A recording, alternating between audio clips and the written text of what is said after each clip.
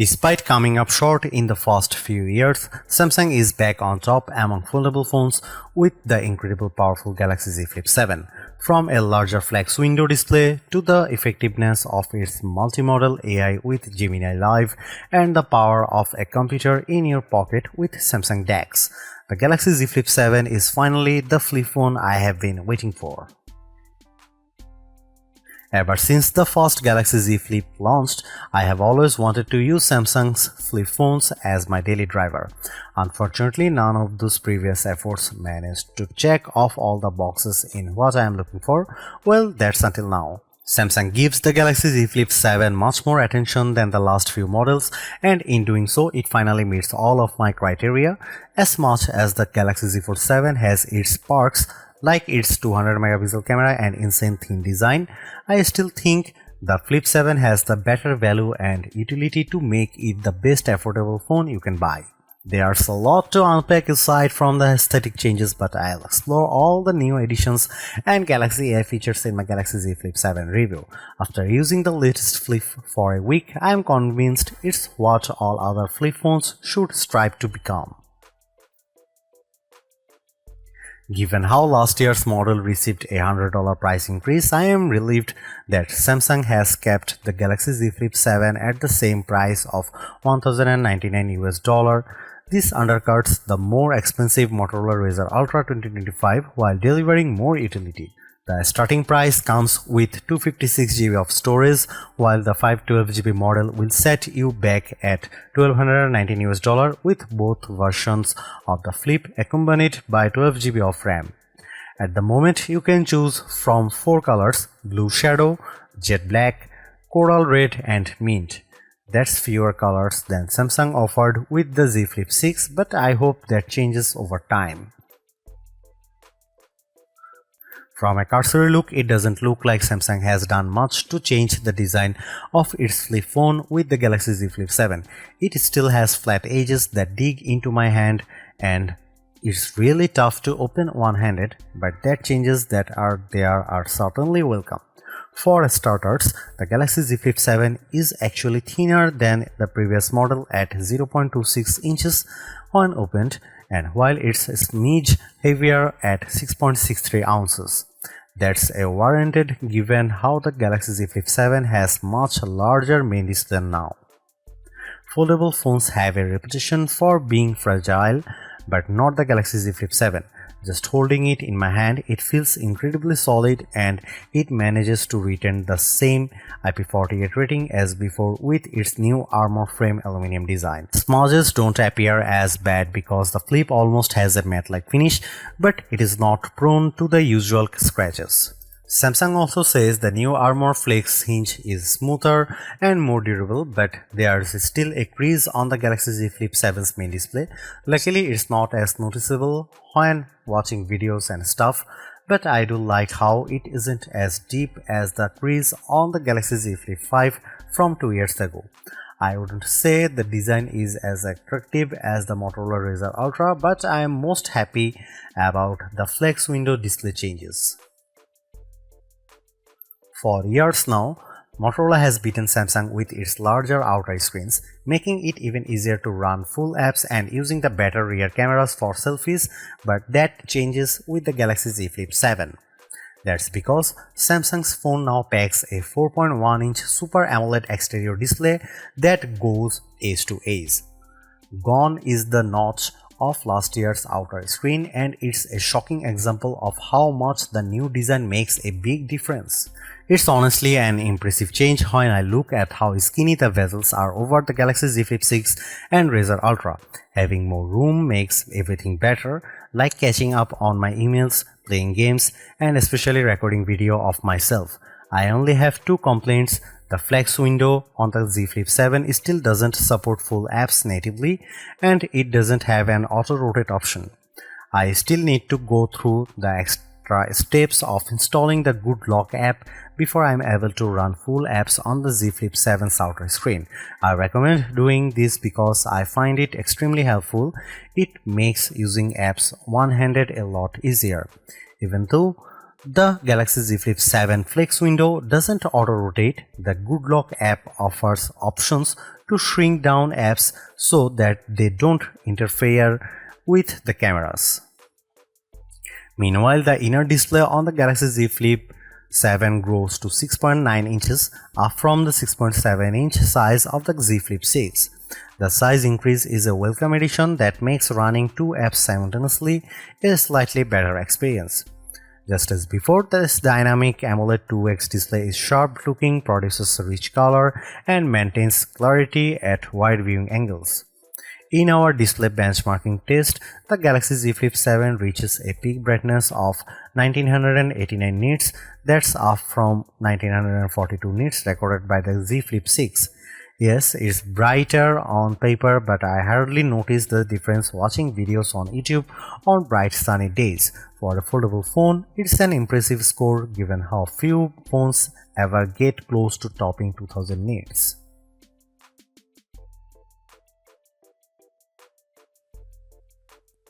Sadly, Samsung doesn't give the Galaxy Z Flip 7 any big upgrades like what it does with Galaxy Z Fold 7. I am disappointed for sure because the Galaxy Z Flip 7 specs hint at the same exact cameras as before, a 50 megapixel main sensor, 12 megapixel ultra wide and a 10 megapixel selfie. Even their apertures are identical to the Z Flip 6, which leads me to suspect that any improvements will be driven largely by the phone's updated Pro Visual engine. However, I will say the Z Flip 7 is the best camera phone for creators due in part of the utility of its flex modes. When you shoot photos and videos as much as I do professionally, you will appreciate how these modes make it much easier to get the shots you want. Samsung offers the most robust camera software out there. The Z Flip 7 has everything I want like manual video controls, portrait mode, LOG recording, and much more.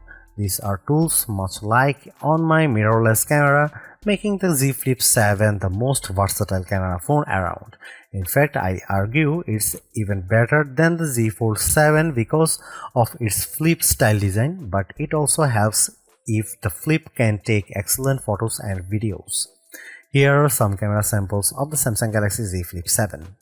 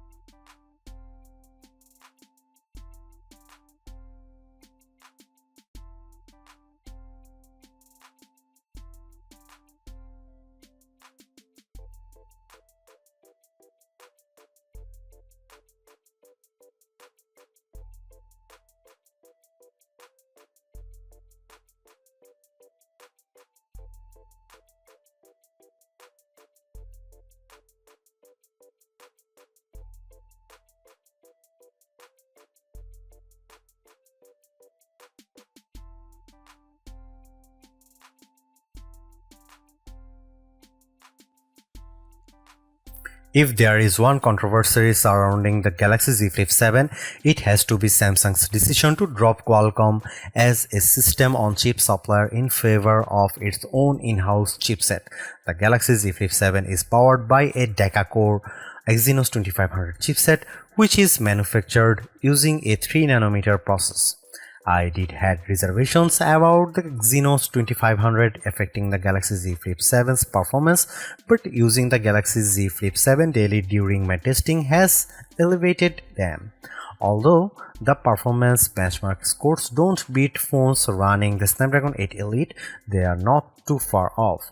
Take its single and multi-core Geekbench 6 scores at 2286 and 8079 respectively. For the Galaxy Z Flip 7, they aren't too far behind the Razr Ultra 2025. At the very least, the Z Flip 7 manages to beat out the Samsung Galaxy Z Flip 6. When it comes to graphics processing performance, there is not as much of a boost when I look at the 114.64 FPS average posted by Galaxy Z Flip 7 for 3D Mark's Wildlife Original Unlimited test. Don't get me wrong, that's still pretty smooth, but it's nowhere close to the 145 frame rate per second that the Razr Ultra achieves. I am not one to lean on synthetic scores because I value a phone's GPU performance based on my actual experience. After putting in some playing time with Age of Origins and Diablo Immortal on the Galaxy Z Flip 7, I barely notice any major differences compared to gameplay on the Razr Ultra. Spells that I cast in Diablo Immortal don't drop the frame rate of the game, while larger battle sequences in Age of Origins don't shatter either. However, the Exynos 2500 is laughably slow at rendering video. With Adobe Premiere Rush, it takes more than a minute for it to render, where the same task for last year's Snapdragon 8 Gen 3 powered Z Flip 6 took 43 seconds. That's a big difference that's tough to explain, but it could come down to how the Exynos 2400 is optimized specifically for video rendering. Due to its larger screen, the Galaxy Z Flip 7 benefits from a larger 4300 mAh battery, an upgrade from the Z Flip 6's 4000 mAh capacity. I would argue this is the main reason why the new phone is able to last longer in our battery drain test, where we have phones surf the wave until they run out power. It reaches an average time of 12 hours and 24 minutes before tapping out, whereas the Z Flip 6 lasted 11 hours and 1 minute running the same test. That's an improvement for sure, but it trails the even longer 15 hours and 42 minutes that the Razr Ultra 2025 achieves. Then again, Motorola's phone is packing an even larger 4700 mAh battery and benefits from better power optimization thanks to the Snapdragon 8 Elite. I have no complaints with the Galaxy Z Flip 7's battery performance based on my day-to-day experience so far, which gets me through my work day with no issues at all. At around bedtime though, I have usually found it running into power saving mode, so nightly charging is necessary with this one. While the battery life performance could have been better, I was hoping for Samsung to offset it by giving the Galaxy Z Flip 7 faster charging speeds. That's not the case here, as the new phone is still sporting the same speed as before. That's 25 watt wired and 15 watt wireless. After 15 and 30 minutes of charging, the Galaxy Z Flip's battery is able to get to 29% and 55% respectively. When I think about AI, I often remember Samantha, the AI assistant in the 2013 film Her, voiced by Scarlett Johansson. That's the epitome of how I could carry AI with me everywhere, and the Galaxy Z Flip 7 is the closest thing we have to that. This is because of the multi-modal capabilities of Gemini Live, which lets Gemini tap into the camera to see the world around me. What makes the Galaxy Z Flip 7 a better AI companion than say the Galaxy Z Fold 7 is how its compact size lets me carry the phone in my short pocket. I have actually tried keeping the one half of the Galaxy Z Flip 7 with the cover screen on the outside of my shirt pocket, mimicking how Joaquin Phoenix's character carried around Samantha on his adventures. Now that's something you couldn't do with larger phones.